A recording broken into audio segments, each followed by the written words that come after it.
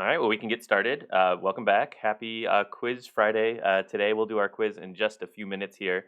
Where we left off on Wednesday is we went into a fairly tortured analogy of laundry as the pipelining metaphor, I guess.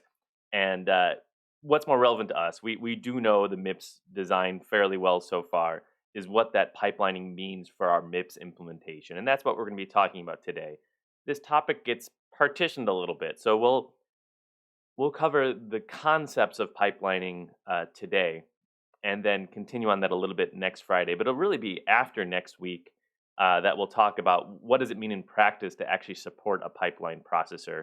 What do we have to add beyond what I would call the obvious things that are needed to support a pipeline processor? So a little bit of review to start with today. Then we'll do our quiz, and then we'll continue on with this topic while we try to balance all of our multiple simultaneous Zoom meetings here.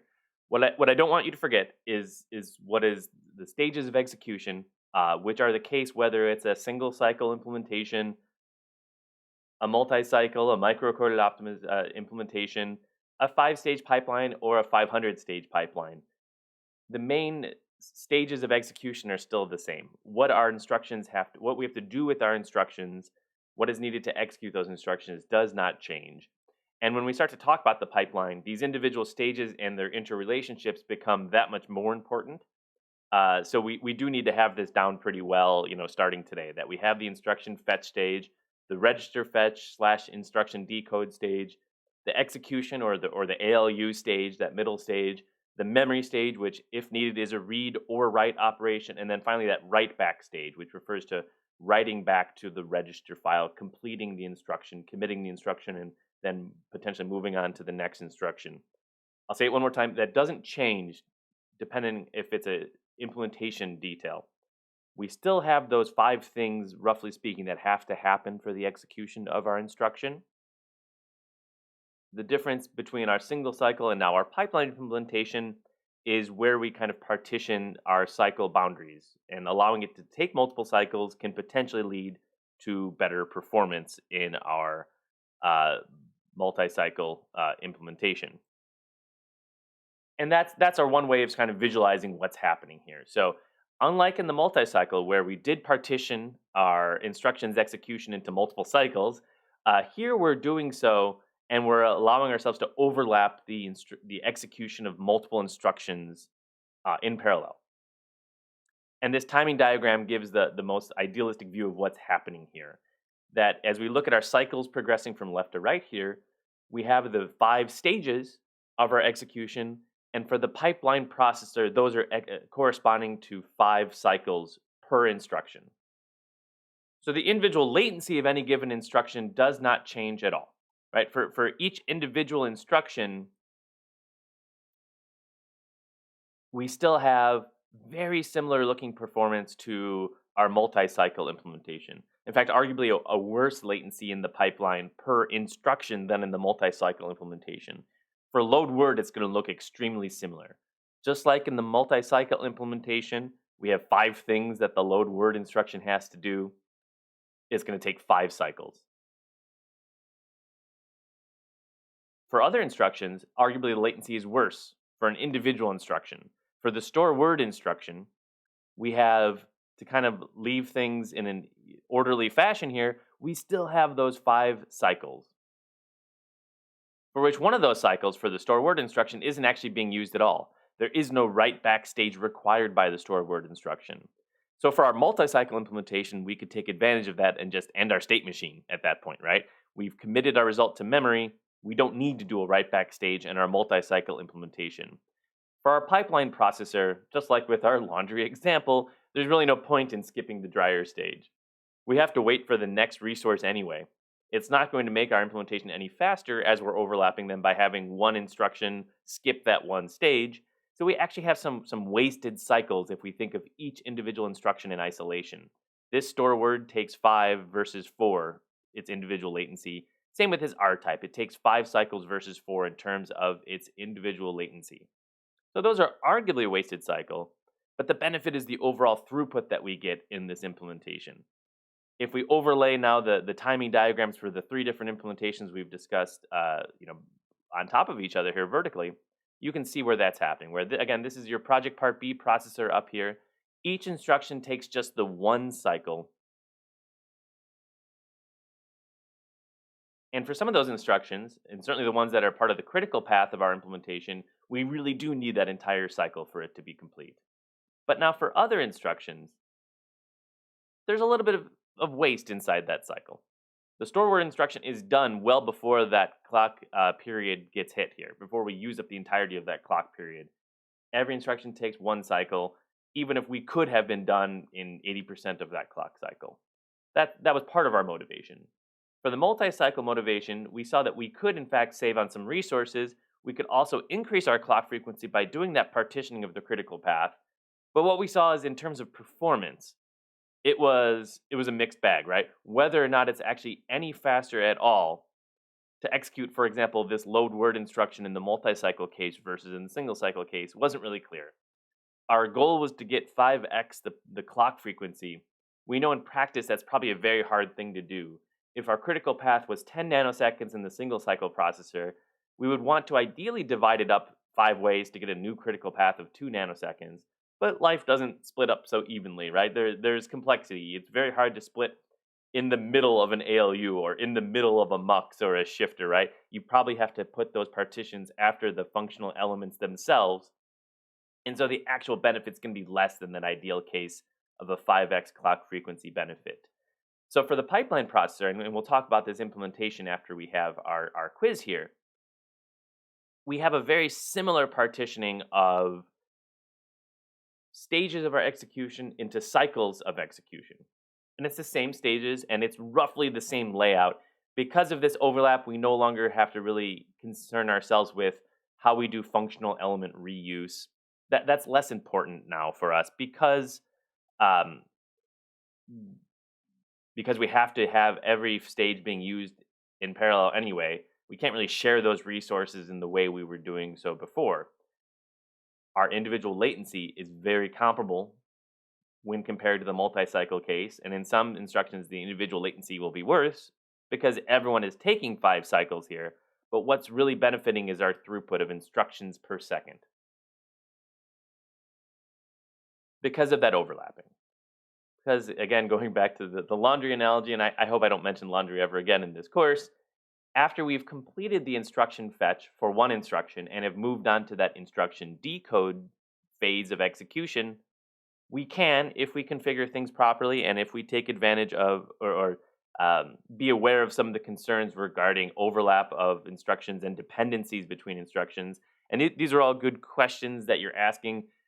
We will hand wave them away today. We'll spend a lot of time on them, to be honest, in this class, how to do this in practice. But at least in theory, if these were relatively independent instructions, we could then have the next instruction be doing its instruction fetch while the previous instruction is on its decode phase. And in the steady state, and we can't really see it in this picture because there's only 3 instructions going on, but in the steady state, we could have as many, for a 5 stage pipeline processor, we can have as many as 5 instructions executing in parallel uh, on the CPU in the pipeline, leading to this nice best of both worlds case where we're getting the clock frequency of our multi-cycle implementation, and then we're also getting the CPI of our single cycle implementation.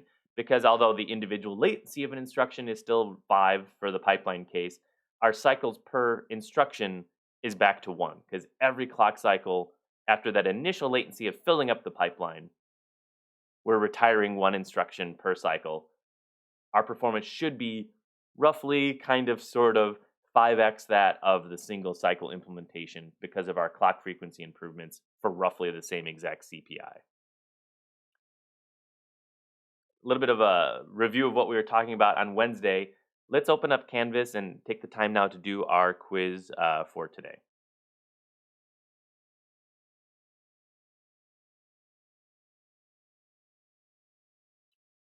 So this is listed as Wednesday of this week, but we all know that today is Friday, and this is quiz number 8 that I'd like everyone to take today.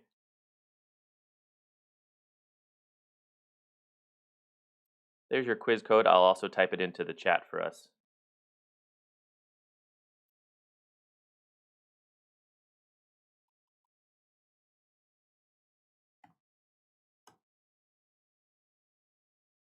And let's just take a few minutes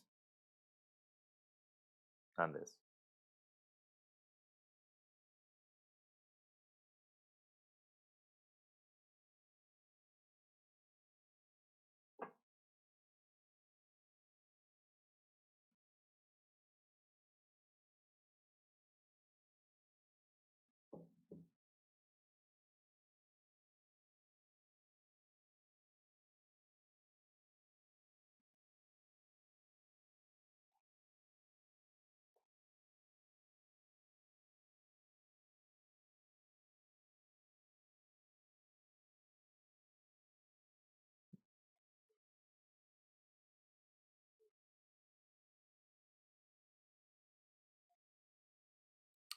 For the first question, that is for, and I said I wouldn't use the word again, that's for our laundry pipeline. So for the actual pipeline. So for things actually being pipeline where Anne is on the dryer stage while Brian is on the washing stage. So the overlapped execution.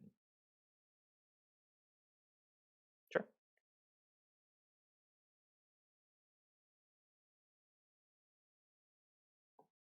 And the question's asking about cycle time. How much faster could each cycle take for the laundry case? If it was 30 minutes previously, that each stage took 30 minutes, how long could each stage now take? So it's not really referring to the time it takes to fill the pipeline or to drain the pipeline. It's just the time it takes for each individual stage, which is what dictates our cycle time.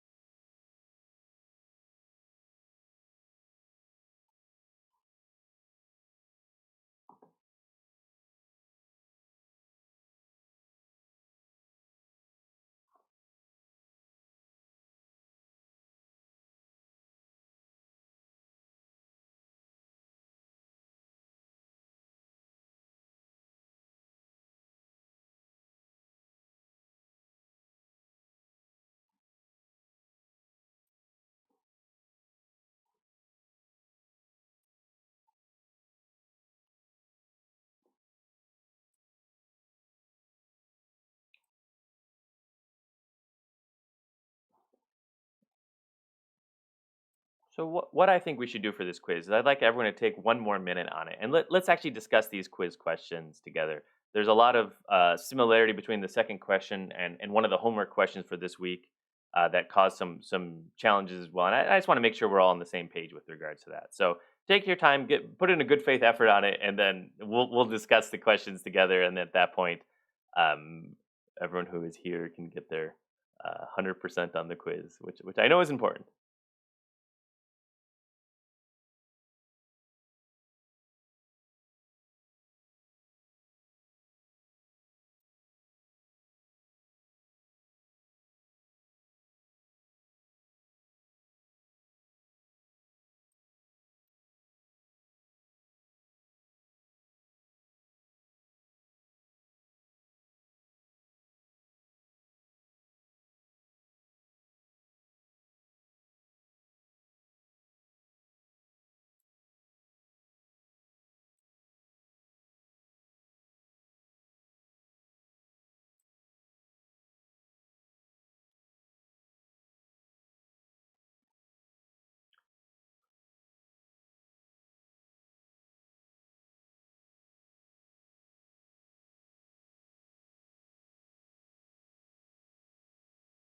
Okay. So let's discuss these questions. You know, especially looking at the second question, uh, it's obvious to me, but that's not a good sign that it's obvious to you. And these quiz questions are meant to be just kind of checking your understanding. They're not meant to be stressful exam style questions. Yes, quizzes are based on you have shown up and you have attempted something. But in this one, we can discuss the answers, and because I think there's enough important concepts that in my head we've covered perfectly well. But let's review them together to make sure we're all on the same page going forward.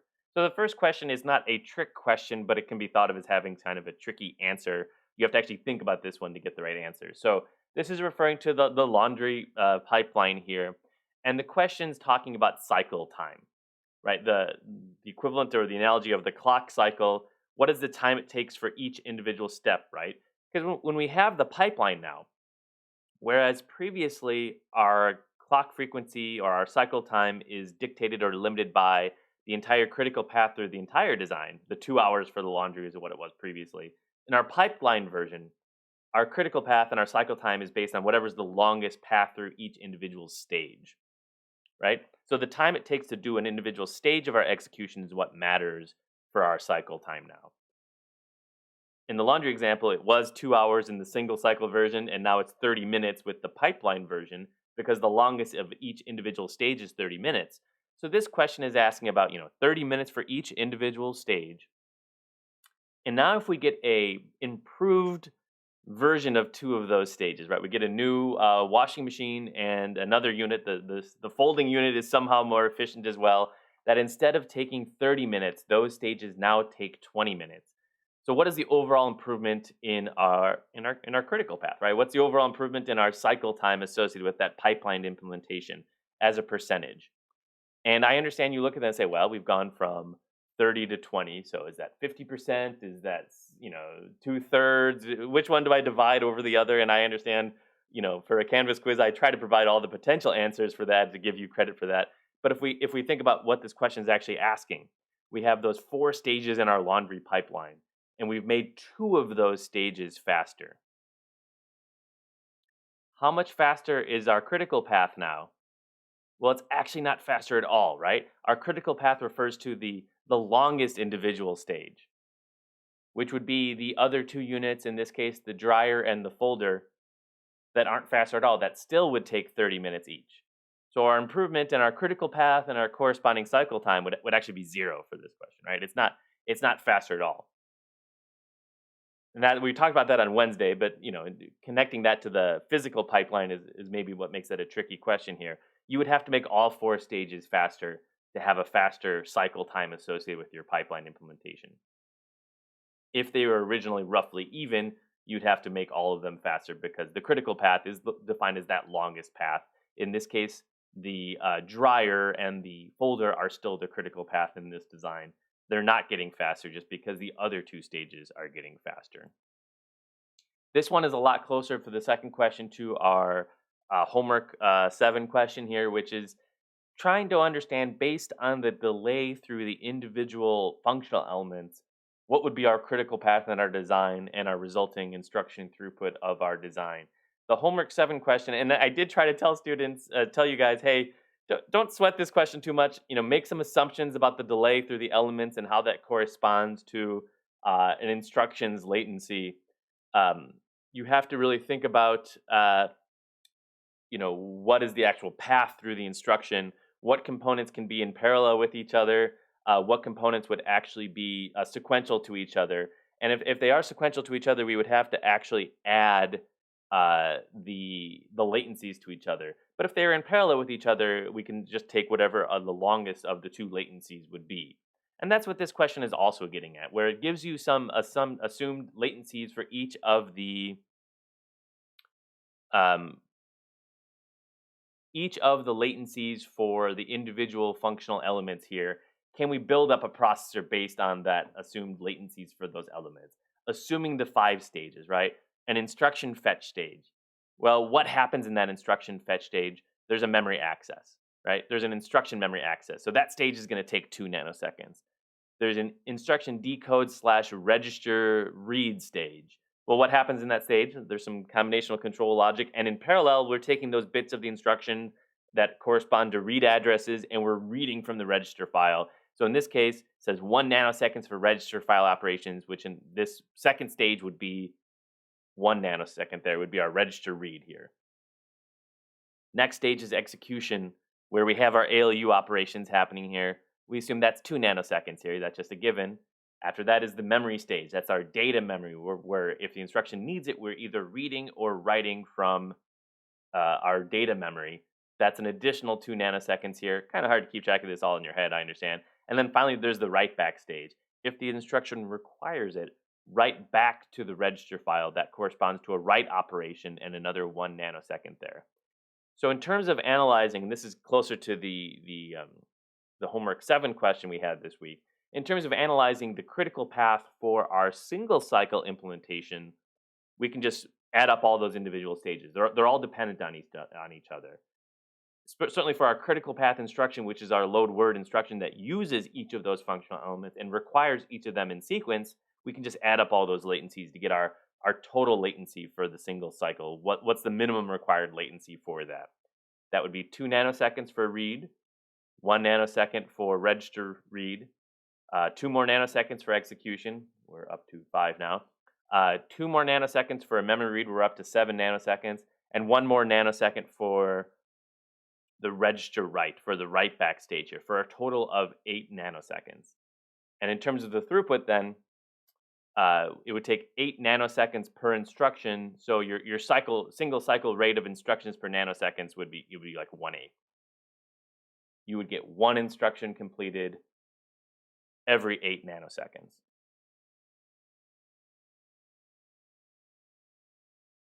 Jumping over to the pipeline one, which is actually easier to analyze than the multi-cycle one. For the pipeline one, the individual latency is still roughly going to be that 8 nanoseconds per instruction. Because again, similar to the timing diagram we were looking at, you're still going through those same stages with the associated latency with them. But the question's asking now, what is our instruction throughput? How many instructions per nanoseconds are we having for this code sequence here? It is a valid question with regards to, I lost my page here, with regards to, are we worrying about the time it takes to fill the pipeline or not? But I did add that as a caveat. Assume the pipeline's full to begin with, so we don't have to worry about the extra 4 cycles to get started here, or 4 cycles to drain it at the very end. But in terms of the clock frequency of that processor, we still have to make that analysis. And it's the same as the laundry analysis, which is for those individual stages, one of them, or there's going to be a tie, but one of them will be longer than the other. We'll have a critical path stage. Instruction fetch is going to take roughly 2 nanoseconds. Instruction decode, we're having to make some assumptions here, but we can say that takes 1 nanosecond. Execution, 2 nanoseconds. Memory read/write, 2 nanoseconds. Write back stage, 1 nanosecond. Our longest individual stage here would be 2 nanoseconds. But we'd be able to execute an instruction every 1 cycle for those 2 nanoseconds for a rough pipeline rate of 1/2. Not 5x the throughput of our single cycle case, because we didn't divide the stages roughly into fifths, but still pretty good. 1/4 or 4x the throughput of our single cycle case for our pipeline case. For the multi-cycle case, the analysis is actually pretty similar to the pipeline case, in which we still have the slowest stage corresponding to 2 nanoseconds here. The question just is, how many cycles on average, is it taking for the execution of the multi-cycle operations? And that's where it's a little tricky, I think. We'd have to figure out, well, this is an ALU, that takes 4 cycles, 5 cycles, 4 cycles for these, and potentially 3 cycles for our branch instruction here. The lecture may be blurry, or maybe I'm just naturally blurry. It's possible. Maybe some network issues here. I do know that even if the original lecture is blurry, that when it's recorded, the quality is pretty good here. So, and I think we're going to be okay.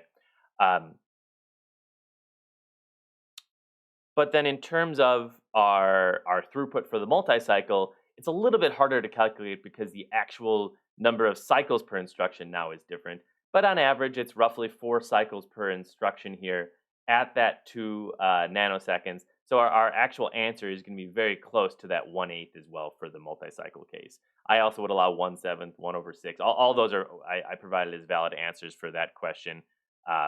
You can enter that and get full credit for that question.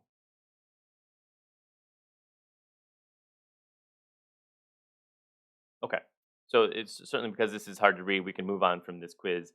That's a tricky question. I'll admit that now, looking at that after the fact. It would have been much trickier on Wednesday, where we haven't covered that yet. This is probably more important as the big picture to understand that we have the critical path, which is defined as the longest path from register to register in our design. And in our single cycle instruction, that corresponds to getting from program counter read to register file write, and all the way through as many functional elements as the worst instruction requires. For the multi-cycle, we're able to improve upon our critical path. It would have been 2 nanosecond critical path because that's the longest individual functional stage required given for that quiz question. But it's going to now take multiple cycles. And now for the pipeline, our individual latency is still potentially high for each instruction. Our critical path would still be 2 nanoseconds for that example question, but now our throughput significantly better because it's 1 cycle per instruction. At least in the ideal case, we're back to that 1 cycle per instruction case. That's the trade-offs that we're managing here for our pipeline versus our multi-cycle versus our single cycle case. Nick, I know you've asked a question about cycle split evenly on the high and low. I don't know what you mean by that. High and low, like rising edge and falling edge of the clock. Is that what you mean by high and low here?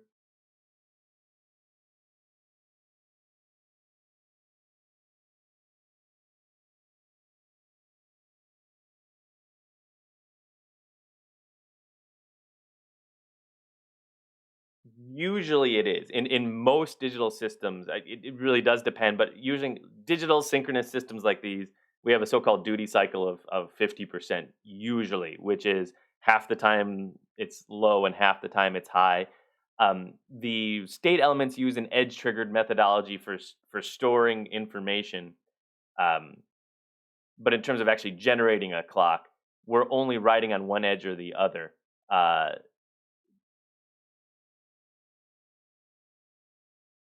So it doesn't necessarily matter where that rising edge happens in the middle of a cycle if this is our falling edge circuit. But in general, we have that 50% of the time high, 50% of the time low here. And certainly in your implementations, that would be the case.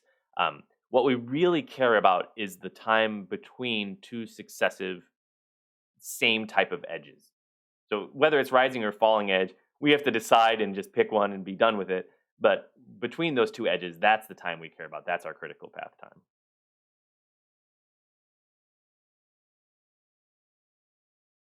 So we can start to look at what would be required in terms of modifications to our from and actually going back to our single cycle data path to our pipeline data path here.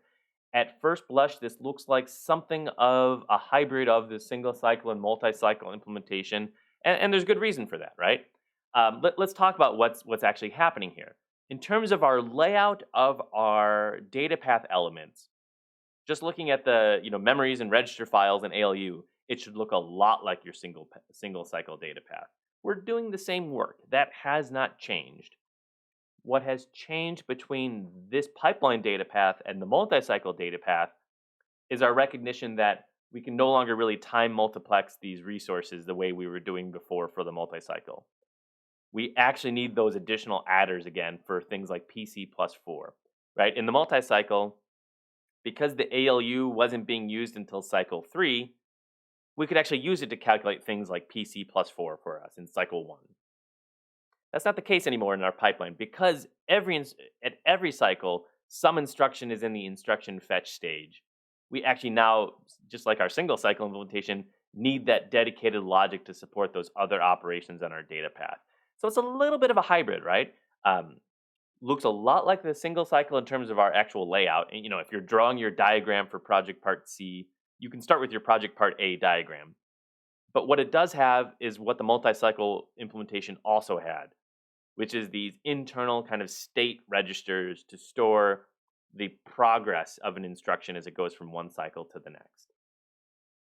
Now these are referred to pipeline registers, but they're the same exact concept as what we had at the multi-cycle data path, our memory data register, our instruction register, storing that internal state to allow us to go from cycle 1 to cycle 2 for an instruction without losing all that information that was generated at the end of the previous cycle.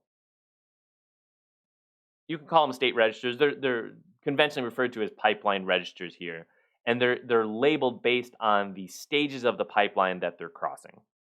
So we have 5 stages of our pipeline, and consequently 4 pipeline registers to go from cycle 1 to cycle 2 to cycle 3, 3 to 4, and 4 to 5. And the names of these registers are based on the stages that they're crossing. And you'll get pretty familiar with just the acronyms we use for this. We've been using them on and off throughout the semester, but now we'll be using them consistently. IF, ID, EX, MEM, and WB. And the pipeline registers correspond to the 2 stages that they're crossing. So we have our instruction fetch stage. It's exactly the same as your single cycle instruction fetch stage. Program counter. Treat it as a read address into memory. Read the instruction from memory. Now we actually have to store that instruction. We have to store that instruction because we need it in subsequent instructions. And so that pipeline register that's storing that is storing information to be shared between the instruction fetch stage and the instruction decode stage. You'll see that referred to in the textbook as the IFID pipeline register. Likewise, next stage comes, we're reading from the register file. We're taking the bits of the instruction as needed. There's control logic that's not being shown here, and we'll show it here in a moment. But there's those bits of instruction that are used to determine what addresses are going into our register file. And we're going to read from the register file. We're also potentially doing things like taking the immediate field and doing our sign extension. This is all project part A, all single cycle stuff that your design is already doing. And we're going to store that information for use in subsequent cycles. That's our IDEX pipeline register here. Third stage, we're taking all that information and we're doing the execution, the actual math that our instruction potentially needs. We're taking our control, we're calculating whatever the ALU is required to calculate it, be it for ALU instructions, R-type instructions, or be it for those other instructions that that just happen to require use of the ALU, like our branch instructions also require use of the ALU. And we're storing the results of that in our EX/mem register, and so on for these, right? Each stage is doing the same exact stuff that it's been doing for all of our different implementations, and we're storing all that is needed to remember what happened at the edge of that stage. So it's in our diagram, it's very much a sort of left to right flow by and large here, right?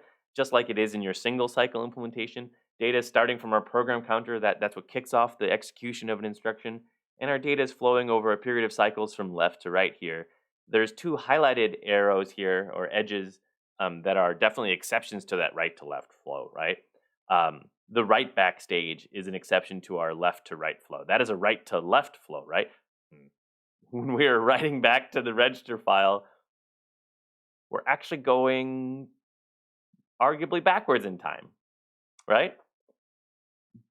Because this value does need to get written back to the register file, but that register file is an element that's in our cycle 2. That's in our second stage of execution. That's gonna correspond to the kind of questions that are already popping up in the chat, our so-called data hazards here. What is going to happen in our design if we have an instruction that needs to write back to the register file, and we have a subsequent instruction that needs to read from the register file, and they're right next to each other, and they're directly one after the other. That right-hand side to left-hand side flow of data here is directly going to correspond to our data hazards that we have to acknowledge, that we have to architect our way around. Similarly, our second edge that's going from right to left here corresponds to, and hopefully at this point you see this and know what this corresponds to. This is our branch logic, right? Take immediate, shift left logical 2, add it to the PC plus 4 value. It's not showing all the muxes here and all the control signals, but that's our branch logic, right? If the branch is to be taken, we want this to be our program counter value versus the PC plus 4 as our program counter value. It is the same exact logic as your single cycle implementation, but that is definitely another example of a right to left flow here, where the selection of what the next program counter should be, which is happening in this stage, is actually something we don't necessarily know until we get to this stage here. That's going to correspond to what we refer to as control hazards. Because if we're not careful, we may have a branch instruction and we don't know whether or not that branch instruction should have been taken or not until we've already executed the next several PC plus 4 instructions. That's going to cause us a problem. It's a problem that wasn't there in the single cycle processor because at the end of that cycle, we know what happens. It's also not there in the multi-cycle processor because at the end of 3 to 5 cycles, we know what the next instruction should be. Here in the pipeline processor, we are essentially making an assumption of what the next program counter should be. And you can think of the program counter as a pipeline register. It's the one that feeds the stage, the input to the IF stage of the pipeline. Um, but it's only until a couple of cycles later, in this case, 1, 2, 3 cycles later, do we actually know whether or not, if it were a branch instruction, should that branch instruction have actually been taken or not. So in general, and we're going to kind of balance these two concepts. Conceptually, it's a very straightforward thing to build a pipeline processor given a single cycle implementation of the same processor. It is all the same functional units, and we're partitioning our critical path in a way that makes some logical sense to us based on the components we've already created. So to start with, it's straightforward. And when we get to Project Part C, that'll be the start. We'll call it a software scheduled pipeline, which is build a pipeline processor assuming there's no tricky instructions or tricky combinations of instructions, because that's an important milestone. Where it gets messy is due to these so-called data hazards here and these control hazards that are due to this. We have information that is not known in time for subsequent instructions to act properly. And how do we correct for that? Someone already suggested, we're going to add some no-ops. And we can.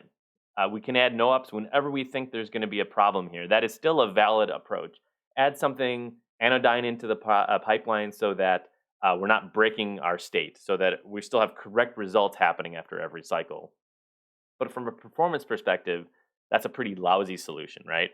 If we're adding those no-ops, and let's say we have to add 3 no-ops every time there's a branch instruction, well, then what's the point of pipelining in the first place, right? Our pipeline only makes sense when it's full. Otherwise, we haven't really improved the latency of any instruction in isolation, and we're not going to have any better performance than in our single cycle equivalent. The control signals themselves would also have to be pipelined. Our control spreadsheet doesn't have to change. So that implementation for your combinational logic of take opcode and potentially function code and generate the control signals required for your data path, I believe that doesn't have to change even one line between Project Part B and Project Part C. If we were implementing instead a multi-cycle processor, you would have to build a state machine for that and it would require a significant redesign. But for this, the control signals are still the same. The muxes required, at least to start with in this design, are exactly the same as the muxes you have for your single cycle implementation. So our control signals that we're generating are still the same, but we actually have to hang on to those control signals for a certain amount of time because they're not all being used right away. In the single cycle processor, we don't really even have to draw those connections because we know that you generate the control and all those control signals are being used at some point in that cycle. But now in our pipeline control scheme, we have to generate our control signals because we know what the instruction is in this cycle 2 or stage 2 of our execution, our ID stage. Some of those control signals will be used in the next cycle. Some of them will be used in the cycle after that. And some of them will be used in the subsequent cycle after that. Think about reg write as a control signal. That's a good example. We generate it here based on our opcode. We can look at an opcode and we know for certain whether or not this instruction needs to write to the register file. Unlike in Project Part A, where you just directly wire that up, right? It's not really even shown here. Reg write directly connected to the output of our control port, our control signals from our control logic module that we have here. That won't be the case in our pipeline processor because that reg write signal doesn't correspond to writing something in that cycle in our pipeline processor. It corresponds to writing something 1, 2, 3 cycles later. So we have to pipeline our control as well. And so consequently, for our reg write signal, for example, you will have multiple versions of a reg write signal floating through your pipeline as you're debugging this here. And our naming convention becomes pretty important for that reason. This is just a expanded illustration of the same concept. This module itself doesn't change at all. It'll be very important how you label those signals throughout your design. Because, for example, for read write, you'll have a version that's in the ID stage, a version that's in the EX stage, a version that's in the mem stage, and a version that's in the write back stage. For some of these, they'll be used earlier and you won't have as many copies of them, but we're using hardly any of them in that second stage to begin with. We're generating those control signals in stage two for use in later stages. We're having to keep track of a lot of them. So the suggestion I have is to, add that suffix corresponding to what stage a signal is in. Otherwise, it's going to be very hard to track down what's happening in your design.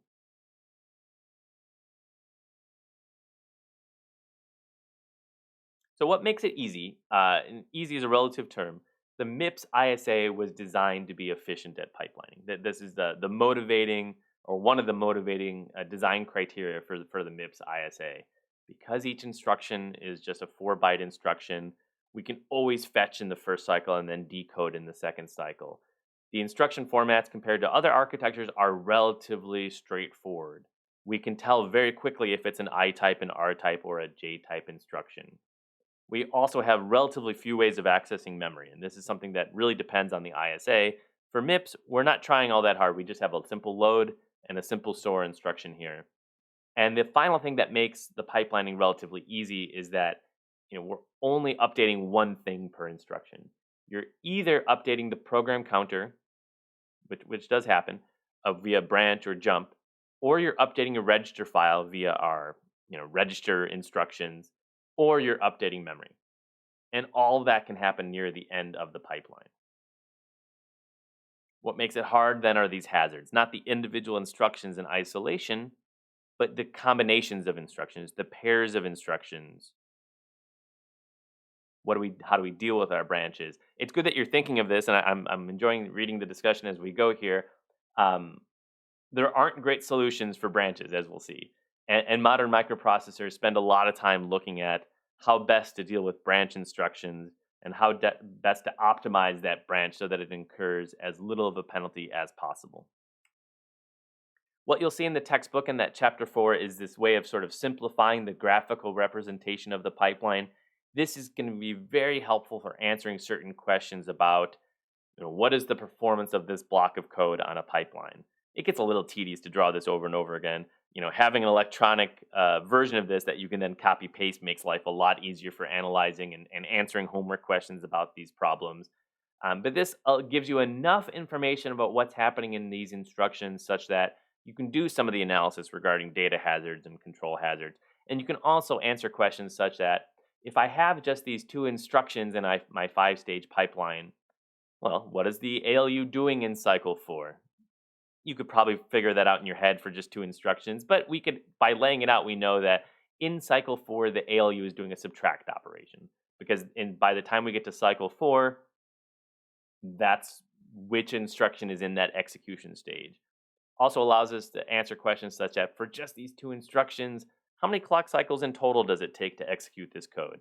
Well, the answer isn't 2. That would be the steady state answer, right? If we had a million instructions, we'd be retiring one instruction per cycle. We just have 2 instructions here. There's that initial latency of 1, 2, 3, 4 cycles to fill the pipeline, then 5 to finish the first instruction, then 6 to finish the second instruction. It would take 6 clock cycles to execute those 2 codes. And this, as I mentioned, also allows you to analyze those hazards as well. In this case, these 2 instructions are entirely independent of each other. You'll become very good at identifying the type of hazards that we can ignore and the type of hazards that we have to really be very careful in designing our processor for. There are solutions for the data hazards by and large. For the control hazards, the branches, there are solutions, but they're not nearly as satisfying as the ones that we come up with for the data hazards. And finally, this lets you see that pipelining performance here, right? That you have via the graphical layout, you can see that single instruction being finished per cycle in our steady state here. And you see essentially also a processor for which all of your functional units are busy at any given time. So in every clock cycle, we have 5 instructions that are executing at once in our steady state, right? Once we've filled the pipeline, our CPI is still equal to 1, and we're using all of those functional units across 5 different instructions at any given time. I think it's fair to claim that that then corresponds to having to debug 5 times as much stuff as your single cycle processor. That is true. Um, Certainly, when we talk about the interdependencies between these instructions, you are roughly looking at 5x the amount of debugging challenge associated with it. But in terms of at least the baseline design for this, you can get the baseline version that doesn't do anything with regards to data dependencies or control hazards. You can get that done very quickly. You just have to identify, what do I need to store from cycle to cycle, basically everything. And you have to build pipeline registers that then connect those things. Well, we know how to build a register. So the starting point isn't hard to get to. The debugging of this for the more complex cases is what makes this a complicated thing. Our analysis of pipeline versus non-pipeline execution, it's back to the laundry example of, it's whatever our critical path is now, whatever the critical path is of each individual state. This is the exact quiz question that we had here today. If you had read ahead, this would have been very easy. Um, let me get to a final point here. So the load word data path looks very similar to what it was before. From program counter to final write back stage that we have here, it's very similar to what's happening in the multi-cycle implementation, that it's taking our 5 cycles for that load word instruction. And the data is getting pipelined along the way. It's getting stored. Everything that's needed to calculate what we need to calculate in the next stage of execution is being stored in those pipeline registers. There's lots of alternative pipeline structures. And I talked about this a little bit on Wednesday, that, it really depends. There's been a trend over time of having very deep pipelines, trying to, carve up our critical path as much as possible to obtain higher clock frequencies. And then more recently, something of a scaling back of that, of looking at more of power and maybe some thermal efficiencies of our processor pipelines, and realizing that more is not always better. But there are multiple potential ways of just carving up a pipeline. It's a little hard to imagine what that would look like for our very generic MIPS that we have here, but a couple textbook examples are given are such that, if we have a multiply operation, we didn't build the multiplier this semester. We got rid of it for this semester. But for our multiplication operation, that's a lot more complicated than an add or a shift. Let's consider splitting that into multiple cycles. And there'd be ways we could do that, because we know that if we need to use the multiplier, that's for a multiplication instruction. We don't need the data memory at all. We can have some parallel stages happening here. Similarly, if we recognize that data memory is significantly slow, in our simplified model, it's not. But if we had a slower data memory, we could either have a much slower overall clock frequency, or we could try to partition what's happening with our data memory access and turn that into multiple clock cycles and multiple independent stages. So when you look at modern pipelines, and I mentioned this point already on Wednesday, you have the same general 5 stages happening. There's some different ways of branding the terminology from one processor manufacturer to the other, but it's doing the same 5 rough things. The number of cycles it's taking for each of those individual stages varies significantly based on the architectural design decisions that are being made.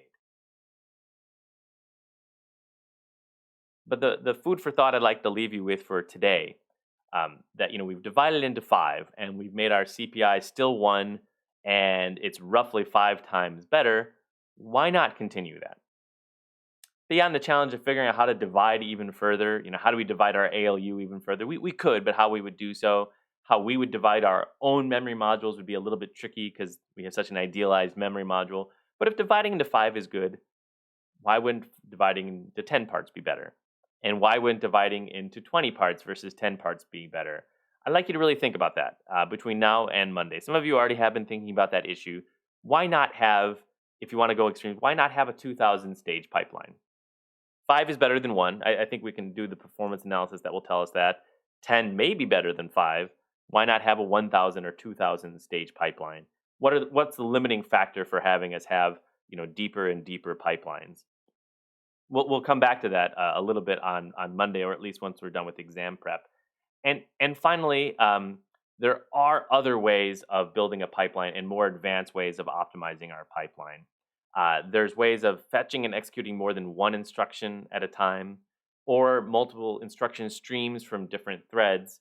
And those are all roughly advanced topics. So we're going to stick with the so called scalar processor this semester. And frankly, the best course to take next, maybe is if you're considering going to graduate school, would be CPRE 581. You can take it as an undergraduate. There's requirements for it, but you can take it as an undergraduate. That's a fall course also that allows you to analyze more advanced pipeline architectures and really catch up with the most recent 20 years of computer architecture progress. But the pipelines can look a lot more complicated than the ones that we'll be just covering in this class. Let's leave things here for today. Monday we'll come back. We'll do a little bit of exam prep. It's really just review. So just go through some example questions collectively as a class, and then Wednesday is our second exam. I think it's a lot easier than exam one, but I'm biased. I know the answers to all the questions, so you should still take the time to prepare. Otherwise, enjoy your weekend, and I look forward to seeing everyone on Monday.